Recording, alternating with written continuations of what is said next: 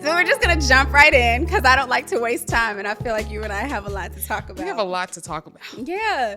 And usually when we get together, it's only for business. And we'll try to like slide in some girl talk every once in a while. So now you can just really have girl talk with me. This is a safe space. So whatever it is happens, a safe space. I'm going to start off a little rough. I'm about to come to your house. Hold on. That's why I had to leave the chest out. You know, I knew it was going to be hot in here. We had to make sure there was enough for a breeze. Right. But no, yesterday you text me. And I love Anisa. Y'all, I've known Anisa for years. Yeah, I don't even know how long. And I spelled my girl's name wrong in her call sheet. But you text me, you corrected me, which was lovely. But then you said, oh, I struggled with sending this text. And that was problematic for me. Why? Because, for one, I remember when I was maybe 21, 22, and I was a PR manager at Bloomingdale's. Super, super huge position. Yeah, a lot of people don't know. I spent like a very, very small brief time in corporate. I don't talk about it because it was like, it was cool, but it was ghetto. You gotta run it. But I remember when I got that position, I was super happy, and they gave me this name tag, and they spelled my name wrong. And I made this post about it, like, oh, no big deal. Like, I'm still this young black girl out here on my shit, like, put some respect on my name, no big deal. I worked for Bloomingdale's in their PR department for probably 6 or 7 months before I left and decided to start my company. But the entire 6 or 7 months, people thought that was my name. Yeah. And it was reflected on my paperwork. That's how people referred to me. And I used to think that it wasn't a big deal because I have this position that overrides it. Whatever. I don't have to correct people. But I realized that I do need to correct people. And for the longest time, I walked around in this huge space, not taking up the space that I should have and just correcting people. So I thought it was interesting that you felt like, oh, I was kind of nervous about telling you this. And I'm like, girl, we're friends. Like, if not anybody for you to correct, it should be me. It's really okay. And I'm getting better with delivering, hey, that's not how you pronounce my name. That's not how you spell it. Because, when we're getting down to the wire and people got other things that I feel like getting this together was a little more priority. So, we can handle this on the back end, but just while we're here. But do you feel like that's a sentiment that echoes through your life where maybe it's like, I don't want to shake the table or I don't want to take up space in the ways that I need to. And granted, I'm happy to be here. I'm happy y'all welcome me, but get it right. Girl, absolutely. I mean, I feel like there's been a lot of opportunities where I could have shaken the table, but I've seen how other people shake the table and it makes me like, you know what? I don't want to be like her or him. I don't want to be like that because if I act like that, then that's a whole other conversation just because I know the kind of conversations we be having off to the side. Okay, we do. We be talking about it. So let's just go ahead and get to it. I just don't want to be that person. And so if I could just, be very gentle about it. Hey, by the way, I feel like that approach, somebody will remember me doing it like that versus, I'm sorry, you got me bent. Yeah. Fix it. But we can't be afraid to say. I'm getting better. It's a work in progress. Okay. At this point, it's the big A, one N and one S. Okay? Brenee with 2 E's and an accent mark. Why? Because I'm like Beyonce. Add that accent. Oh, God. People forgot the accent on her name. We won't ever forget it again, won't we? I don't even know if it's there right now. Fair enough. It's all good, though. Fair enough. So where does that come from, though? Us, like, not wanting to take up space? Is it rooted in you feel like insecurity or just wanting to still play it small? I don't know if it comes from that necessarily. I think that when I think about how I grew up, I'm from the suburbs. I'm from Marietta. I'm always rep where I'm from because, being in Atlanta is if you ain't grow up within city limits, then you ain't from here. Okay. But I say that to say, growing up in the suburbs, I was around a lot of not us. And so to finally be around us, and it was around that time during Katrina when we got a lot of people from New Orleans who came here. I got a lot of, you're not black enough. And so I soaked that up for a long time because as a kid, what do you do with that? And I'm thinking, I'm good. My mom made sure we spoke properly. We knew how to write. We knew how to punctuate, all of the things. But to hear that you're not black enough, I could never figure out what black enough meant until I get around the kid who got the, you know, the twang, who could dress. I mean, I could dress. I was kind of cute, but it wasn't like that. You know, I never had the sweater, the jacket with the furry neck. It was stuff like that. And so it's always been a little bit of not being enough. So I think that's always made me scale back. And so now in feeling like I am enough, it's a practice. It's reminding myself, because I've heard for so long, you're not. Yeah. So, ooh, girl, I'm sweating already. It's deep. It is. You knew what she was doing. Let's stay on insecurities. I like this. Jesus. I know. But I'm here. So speaking of insecurities, in our industries, I feel like, for one, both of us got started at really, really young ages, where a lot of people don't start making the waves that we're making until like now. Yeah.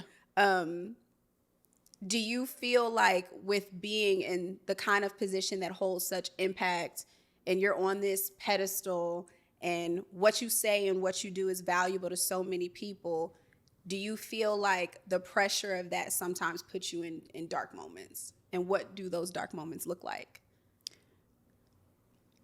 So let me start by saying this. I call her my little sister. She had just turned 21 last year. And I remember at her birthday celebration, I pulled her to the side and I said, "You're getting all these accolades. People are saying they're so proud of you. You've been a resource. You've helped girls get scholarships to college, yada, yada, yada, yada." And I said, "I don't want you to get so caught up in people giving you your applause that you forget that you're still human." And she was like, "I never thought about it like that, because, greatness has always been instilled in me."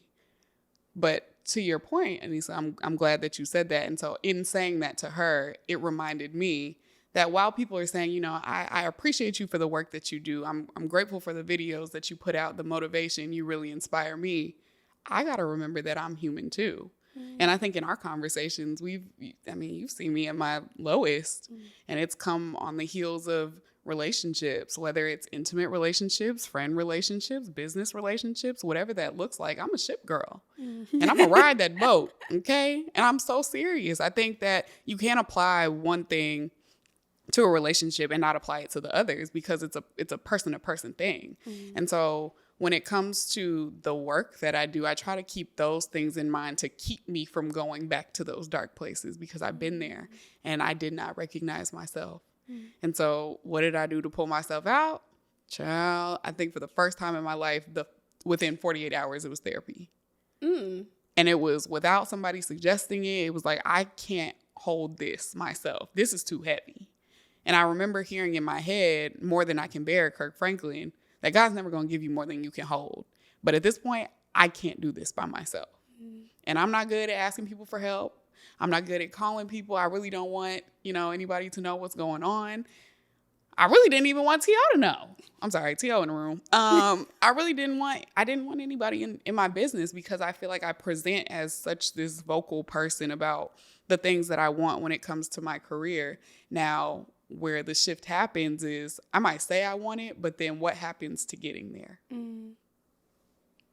Because am I enough? Yeah. So it's like everything is connected. What do you feel is the most valuable thing you've been learning in therapy? That I'm not crazy. Yeah, that I'm not crazy. And not from a standpoint of I have so many feelings that I'm just spatting off things that I need to work on, but more so I'm very aware of how and what I feel, and that what I'm feeling is not unreasonable. And so being able to say, I feel a twinge here, connecting body to mind is super important to me now, because if I feel a twinge here, I'm trying to think back, what got me here? What thoughts am I having? I realize that anxiety for me shows up differently than for most people. I don't get to like spazzing or anything like that, but I'm fidgety. I move my hands a lot. And the little fidget things don't really do it for me. So stress balls and stuff. Stress balls don't. No, it doesn't do it. I figured it out. I have a very particular thing I do to get me through, but it's stuff like that. I'm realizing how I cope and how I've coped for so long. I never brought them together. So, some people nail bite. I stopped that after I started getting my nails done. Amen. Yeah. Yeah. Okay. Got to keep it together. Nail cam. Yep.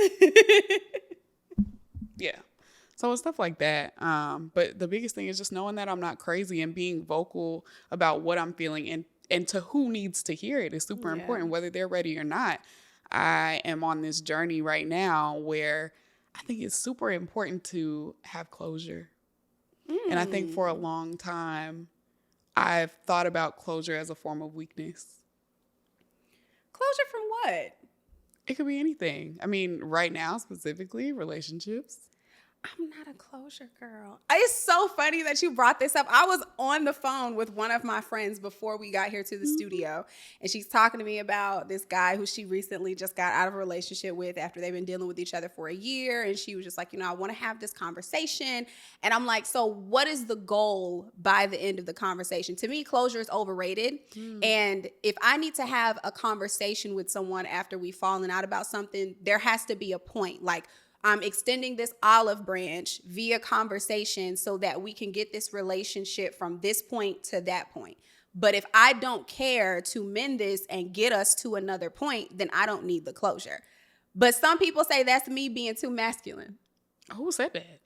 A lot of people I don't think that makes you too masculine. I think the position I'm coming from when I say I need closure, it's more because when we're going through the falling out, I'm not just coming for your head because I just have the time of day to come for your head. If anything, I'm coming from a genuine place and I need you to hear that. Now, if you're talking to a brick wall, that person who just doesn't want to hear anything and they're right, then we're not, it's a losing battle. Yeah. There's no point in me doing this. Now, I need closure because so many people base who I am as a person on what I do. Mm-hmm. And so when I'm having a tough time, you go on my Instagram, I look great. Yep. I'm smiling, I'm pushing through, I'm doing all the things. Well, you need to understand that you don't pay my bills. Okay? So I have to do this. I have to do this. I'm pulling money from different places. I'm like, thank you, God, my cup is overflowing.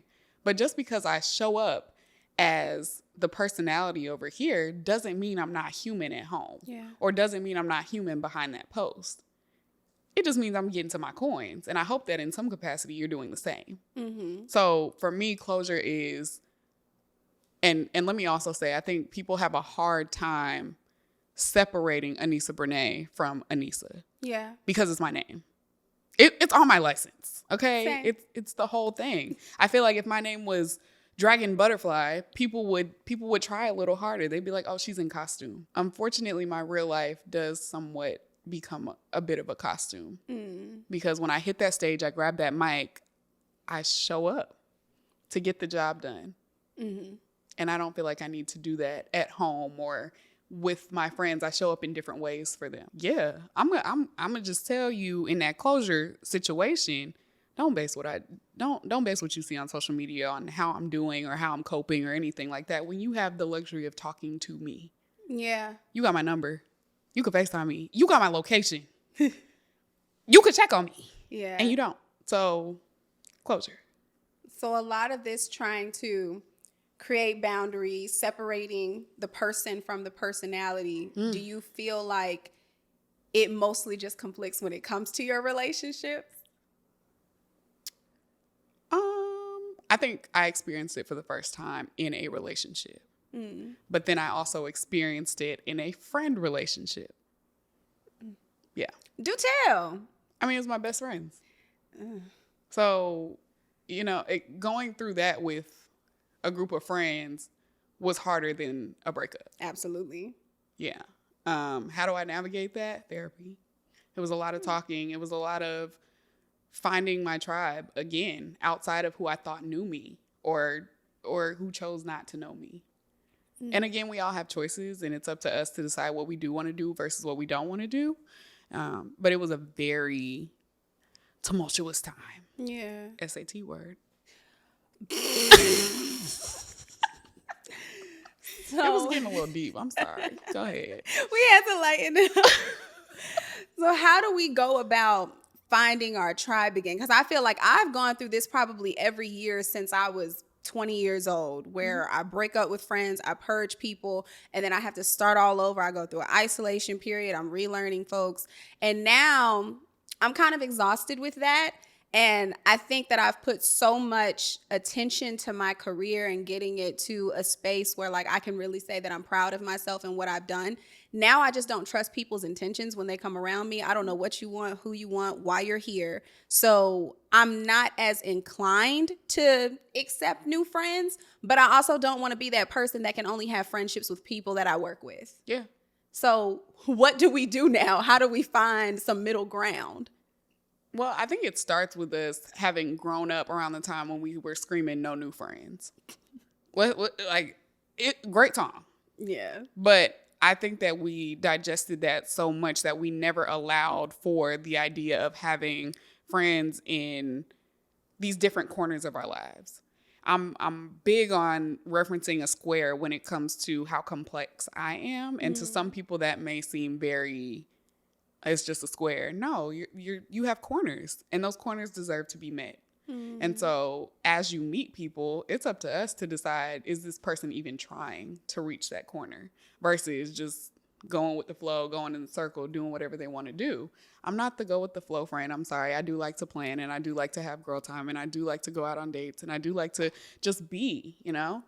And I don't think women get enough credit or really get their flowers for being able to change.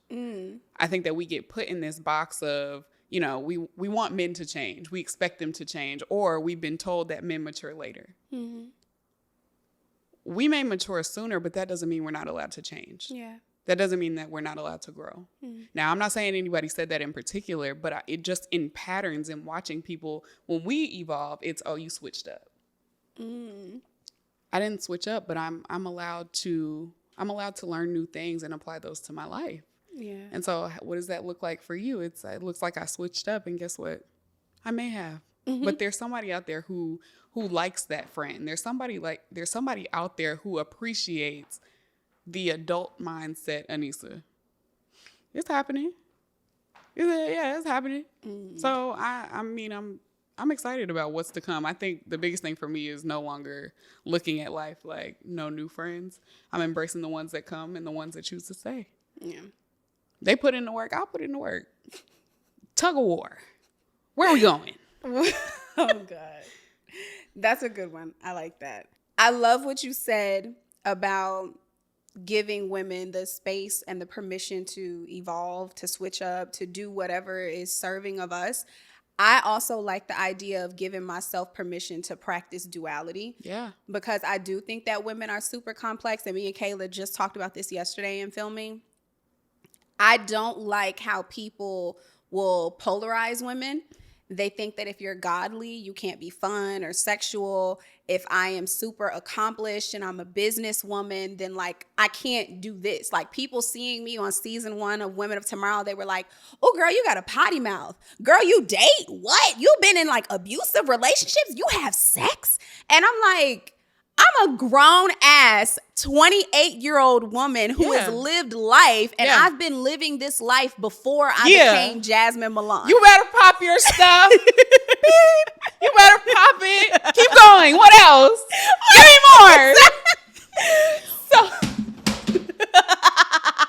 It's uncut for real. This is uncut. The thing with Women of Tomorrow is that it's all about championing women and their duality. Yeah. And so bringing you here, talking to you about Anisa Brenee and all these great things that you do, and people can celebrate you for that. But at the same time, you're giving us the chance to see the real Anisa and say, at the same time as I've been this host and this media personality, these are the things that I struggle with. So I'm giving you this story so that you can't roboticize me. And also, we give you the space to welcome you to a whole different community, because people will usually only want to talk to us when it's about PR stuff, when it's about radio or entertainment stuff. But It's like, I have so many other facets of my life. Yeah. Yes. So I'm really happy that you pointed that out. Yeah. And it's crazy too, because when how I'm about to say this is going to sound a little crazy, but when I was out in LA for Grammys week, I was at this event and I just, had a hat on, bopping around, having a good time. And this girl taps me on my shoulder and she's like, hey, I don't know if you remember me, but I've been following you for a while, sent you a DM. I just wanted to tell you, thank you for being you because you give me permission to be me. And girl, I was so glad I had sunglasses on because my eyes were welling up. Started crying. And I had 3 lashes on at that point. I was trying to hold on to those lashes for the next couple of days. But to hear somebody say that, I feel like it's taken me so long to get to a space where I'm comfortable being me, just through from childhood to teenage years to young adult to navigating relationships with friends, with men, with professionally, all of the things, to now hear somebody say, I appreciate you for being you. I built a whole brand around being me and getting people to ask, who am I? And I couldn't answer it. Yeah. And so to hear that, it's like, okay, are we finding the steps? Is it happening? And I felt like I had a win. So yeah. How did you get to a space where you were okay with giving yourself the permission to be you? I'm trying to tell you. Therapy, and more therapy. Like I'm not knocking on 30's door because I ain't there yet. I'm knocking on another 20-something. But it took me until now working in an industry that wants you to be a certain look, especially in hip hop and entertainment. It's very easy to get boxed in. Yeah. I just had to go back to that thought of, you're not crazy. Yeah. Your journey is your journey. And while you may want to be on that platform, what if that's not for you? It looks good. I really thought I was going to be on like a 106 in Park, TrL situation, but maybe the goal here is to really just talk to people, listen to people, like doing stuff like this, talking to my homegirls about stuff we kind of talk about already, but sharing with people, because I think we fight a lot of silent battles. And who do we turn to? And now we have we have accessibility to all these different outlets, but nobody's talking about nothing. We all talking about the same thing. Yeah. Who in jail? Who's pregnant? Who got music coming out? Who needs music coming out? Super Bowl performances. All of the things. But at what point do we stop and ask, how are you doing genuinely? Or we just hear somebody who has a similar experience as ours and we figure out how they navigated it. So if for nothing else, I feel like I'm just figuring it out, that somebody needs to hear this. Yeah. Yeah. I can't let you go without talking about... Let me go. We leaving already? You gave all of the gems that I thought you were going to give. She's trying to get me out of here.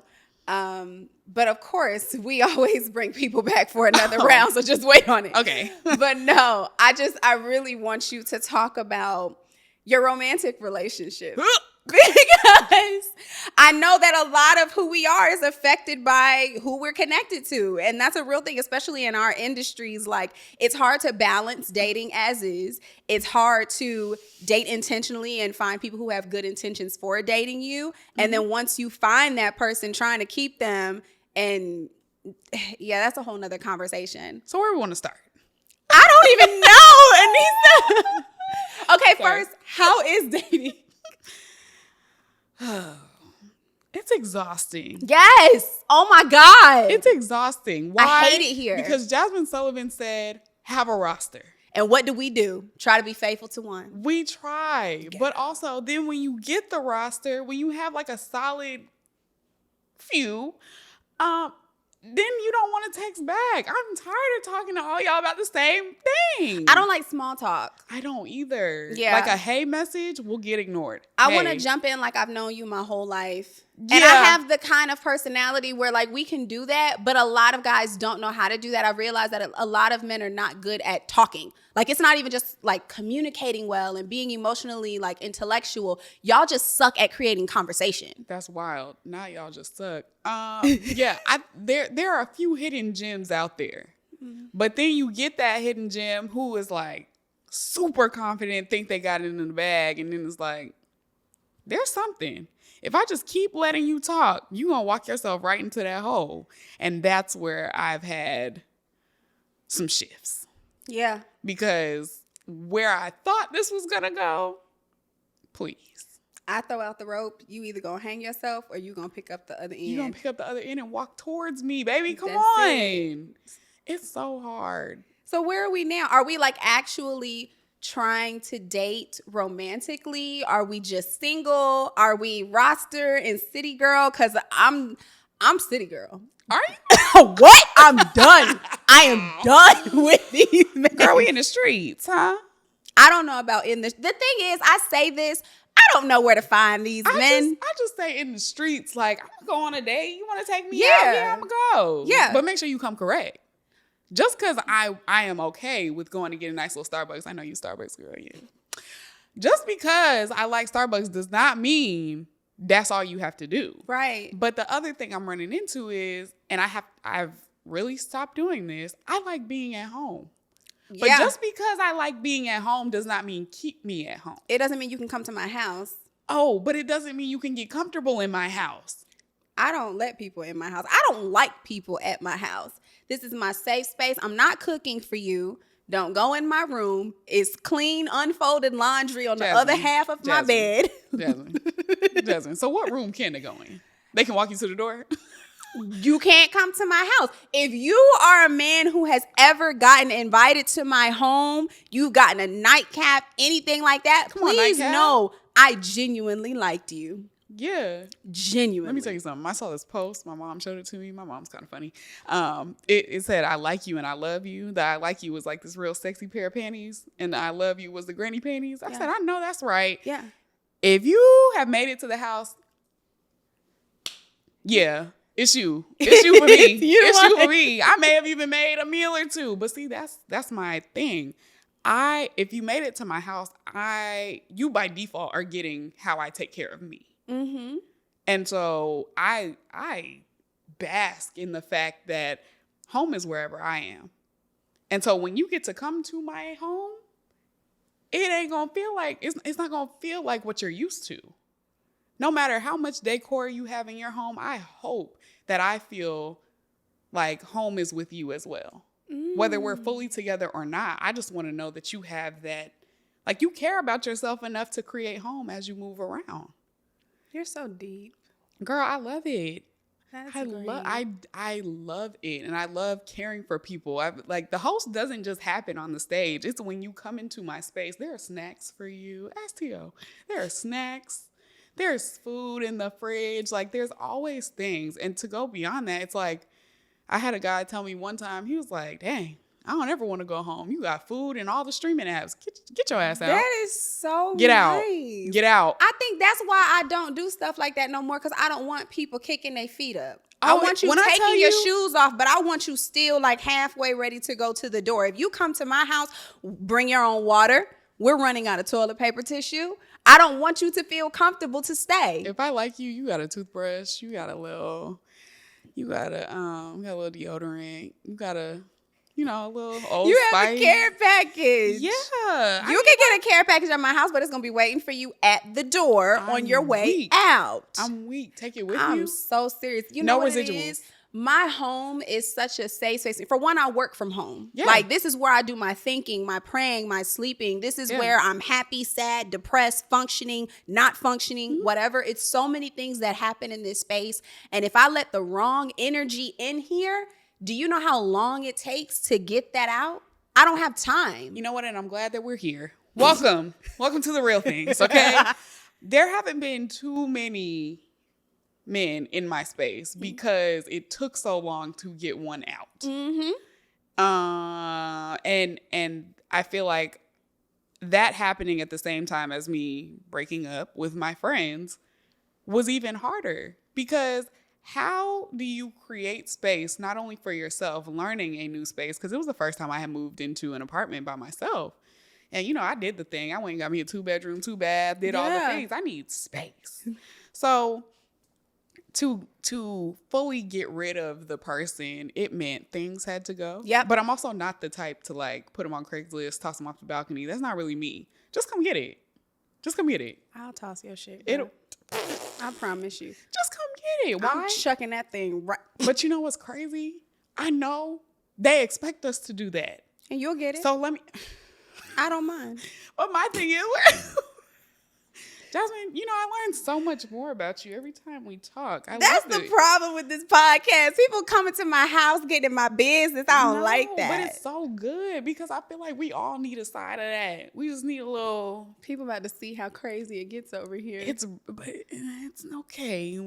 I hope it's a warning, if anything. It's a warning. If you have no good intentions for me, don't come over here because I throw your shit off the balcony. Jasmine, you're so inviting though. Look at that face. Not that one, but she's so cute. And then you have this bubbly personality, which just draws people in. And I think the bubbly personality is what makes people say, damn, I just want to fuck up her life. Okay, then we need to work on the other one. They look at me and they say, this is going to be an easy slide. She's so nice. She's so green. Let's just go and just tip her whole shit over. Jasmine.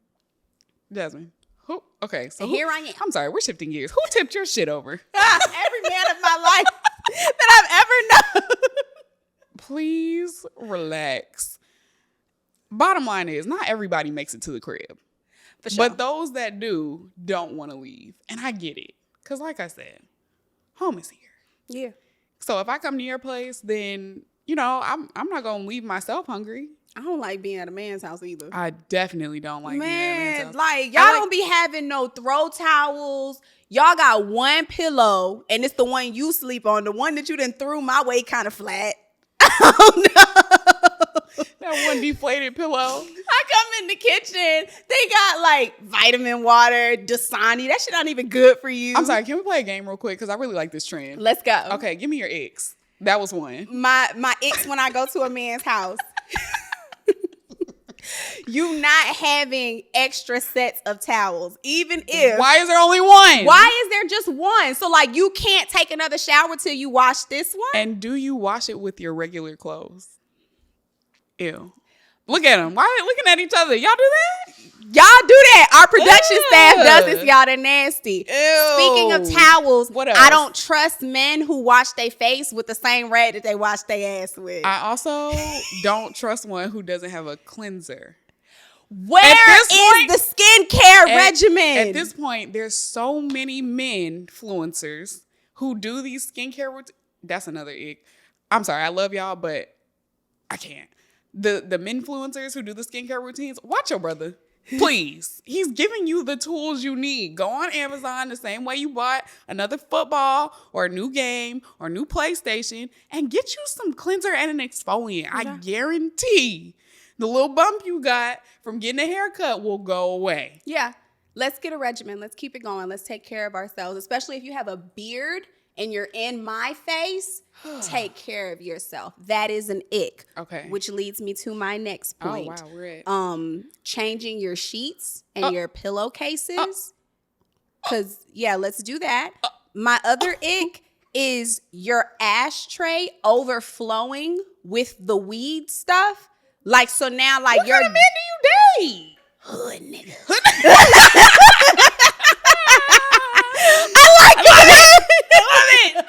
I've been there before. It's a little scary. I like them that keep a little ounce on them. I like that. Oh, I like that. You be like, my gun on me. I like that. Okay. But yes, if your ashtray is just always overflowing and dirty, and now the dining room table is just always ashy, that's an ick. If the only part of your home that looks somewhat together is like really just the TV. It's just that part. Like it's all lit up, the flashing LED lights. They got the little like gaming system. The cords are set up nice, but then everything else is just trash. Ick. You ever seen the salt and pepper carpet and it's not supposed to be salt and pepper? It's giving. I'm just saying. It's giving. Took the laundry out and didn't shake the little things off. I don't like it if the only time your sorry. house gets clean is when your mom comes over. Ick. Yeah.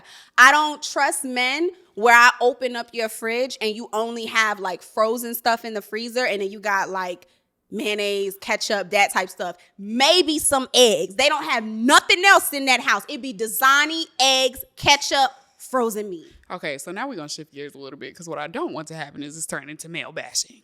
Even though there are some things that could be fixed. Now, what are some, I was still on my ew. No, we're not doing this. This is not what this is for. I have one last ew. Okay. If you think that you that man and you be putting that shit on, but you only got like 3 outfits in your closet, and granted, all 3 of them might cost a lot of money, but you've emptied out your whole account to wear designer for these 3 outfits. So now 7 days of the week, you are circulating 3 designer outfits. Let's get our priorities together. Just go to Zara. Let me just say this. We can tell. But also, Jasmine loves men, okay? Let's just put the disclaimer. Jasmine. Am I speaking too much? You don't love the men. It's a little fuzzy. It's a little okay. A little debatable. It's fine. Give me a okay. That's cute. It's taking too long. He's a God-fearing man. Okay. I like that. You pay for me to get my nails done? Okay. That's okay. That's all I got. Everything else is ew. Girl. I'm done. Girl. Okay. So my thumbs up is okay. Well, let me say this. My thing that immediately attracts me to somebody is the personality. Looks do matter. Let's just put that out there. Looks matter. But when it comes to a fire personality and you do something creative. Oh. Okay. We can have a conversation. Creative. We can have a conversation. Uh-huh.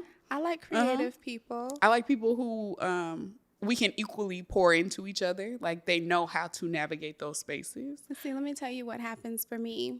I like to date a little older, you know? Oh, yes. I like my men somewhat, what some might say prehistoric. So, girl, with that being not a said, T-Rex.